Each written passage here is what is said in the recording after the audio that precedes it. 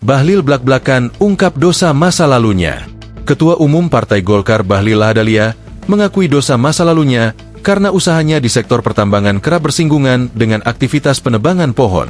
Hal tersebut disampaikan Bahlil saat memberikan sambutan dalam acara talk show aksi nyata untuk Bumi Lestari di DPP Partai Golkar, Palmerah, Jakarta Barat, Jumat, 28 November 2025. Saya menceritakan sedikit.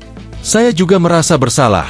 Karena waktu saya jadi pengusaha dulu, saya kebetulan usaha saya dulunya main-main sama tambang, yang semua urusannya pasti tebang pohon, kata Bahlil, seperti dilansir dari YouTube DPP Partai Golkar Official. Atas dasar pengalaman itu, dampaknya sekarang adalah apa yang terjadi ketika pertambangan dan perkebunan tidak ditata dan dikelola secara baik. Maka dampaknya kepada sosial. Hal ini yang terjadi karena longsor, karena penggundulan hutan. Banjir juga mengalami hal yang sama, tambah dia. Usai ditunjuk Presiden Prabowo Subianto sebagai Menteri Energi dan Sumber Daya Mineral, ESDM, Bahlil mengeklaim menata ulang secara menyeluruh proses penambangan agar lebih ramah lingkungan. Salah satunya adalah analisis mengenai dampak lingkungan hidup, AMDAL. Jika tidak dikelola dengan baik, menurut Bahlil, akan sangat berbahaya sekali bagi masyarakat. Bahlil mengatakan, saat dia meninjau bekas area pertambangan dari udara menggunakan helikopter, kondisi terbaik adalah ketika reklamasi dan rebusasi sudah dilakukan.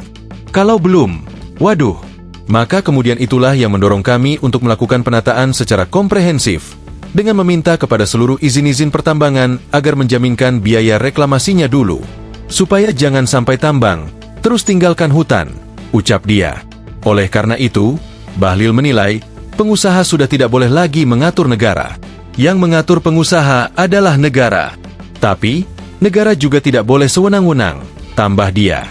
Bahlil Lahadalia, lahir 7 Agustus 1976, adalah pengusaha dan politikus Indonesia yang menjabat sebagai Menteri Energi dan Sumber Daya Mineral sejak 19 Agustus 2024 dan Ketua Umum Partai Golongan Karya sejak 21 Agustus 2024. Sebelumnya, ia menjabat sebagai Kepala Badan Koordinasi Penanaman Modal, BKPM, yang dilantik pada 23 Oktober 2019 yang berganti nama pada 28 April 2021 menjadi Kementerian Investasi sehingga ia dilantik sebagai Menteri Investasi pada hari yang sama.